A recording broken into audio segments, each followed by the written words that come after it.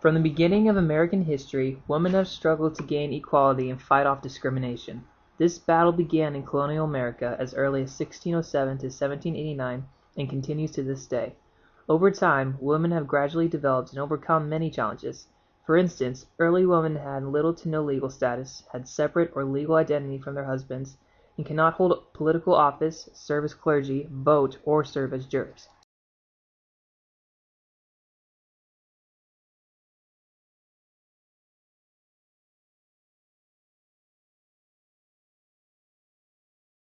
In the early republic, women were responsible for raising the children.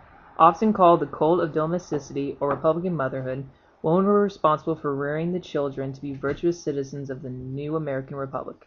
By emphasizing family and religious values, women could have a positive moral influence on the American political character.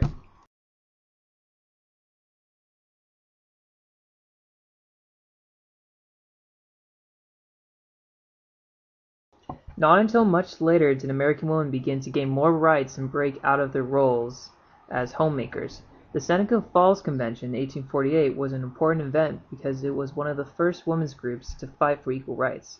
This movement was led by mostly middle-class women who had close links with the anti-slavery and temperance movements. Their goals were stated clearly: "We hold these truths to be self-evident, that all men and women are created equally."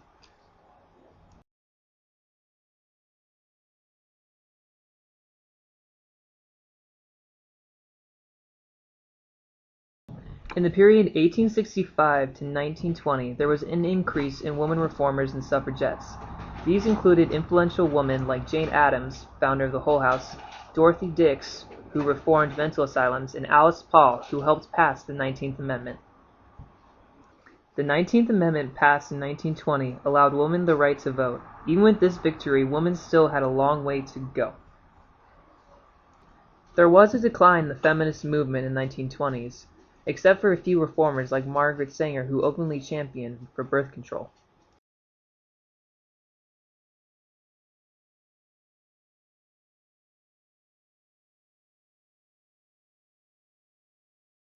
Though women were becoming increasingly accepted in the workplace, most women did not receive equal pay and continued to face discrimination in their professions. Not until World War II did women migrate into the factories, inspired by Rosie the Riveter.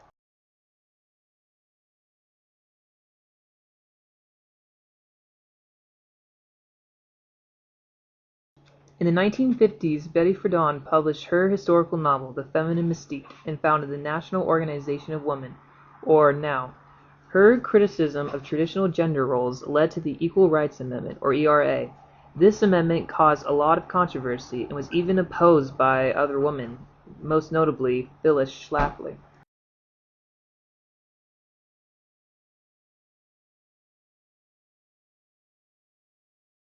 Modern politics have proven to be an important place for women. Madeleine Albright was the first woman to become Secretary of State under Bill Clinton.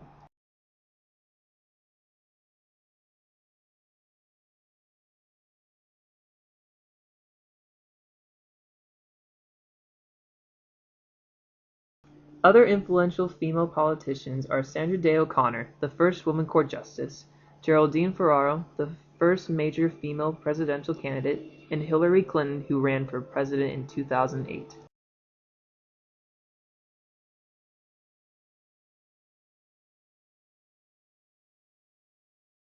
All right, Miss Bates. We'd like to try to find out how determined a career girl you are. Now, if you'd please answer these questions, and here is your first question. How confident are you in business dealings with your superiors? I'm pretty confident, I think. Well, now, do you ever feel like telling off the boss? I certainly do. Well, do you ever do it? Well, not very often. How capable do you feel yourself of handling any business emergency? I think I'd be able to manage most any emergency. Then you consider yourself a pretty efficient executive. Yes, I think so. Why, Miss Bates? Well, I suppose it's because I feel I can make decisions fairly easily and, make them for others and tell them what to do. I've been doing that, for almost a year now, in a small way. Do you feel that some girls have too much talent and ability to waste on a home and children? Yes, I think many girls do. Some girls have a great deal to offer, and they certainly don't make any contribution to the business world, sitting home with their children or cooking dinner for their husband. Go on, Miss Bates. Well, many talented girls deserve a better life than that. They need that feeling of independence, of competition that they don't get at home. And they deserve the luxuries that they can buy with the money they earn.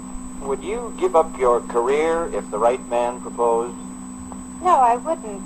My career means too much to me. Not even if your dream Prince Charming were the man? I haven't met him.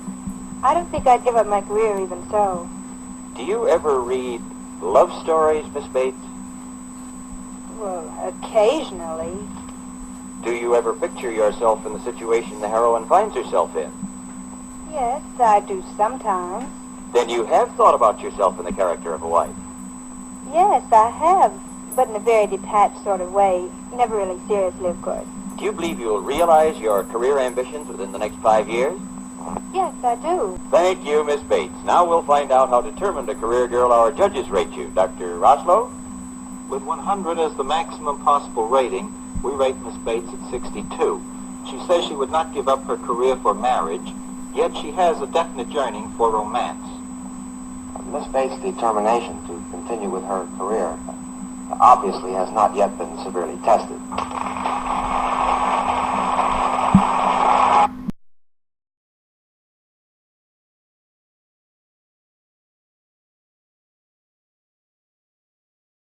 Females have obviously come a long way from being simple, patronized girls and housewives to becoming independent, feminine citizens of the American society. Even against strong opposition, women would continue to progress and earn their place as equals with men.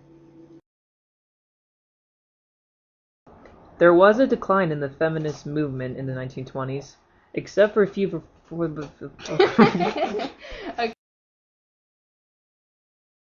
Modern politics have proven to be an important part for women. Madeleine Albright was the first... Important part? But you said play... It says part at the P! Other influential women politicians are Sandra Day O'Connor, the first woman court justice, Geraldine Ferraro, the first female major presidential candidate, and Hillary... That's how you spell it. Hillary. Oh. Hillary. You just read whatever you see. Their goals were stated clearly. We hold these truths to be self-evident, that all run and women are created equally. All run? That looks like a run. That looks like R-U-S. Men. Oh my gosh, men. Sorry, my handwriting. That's okay. Oh my goodness. Oh, it's so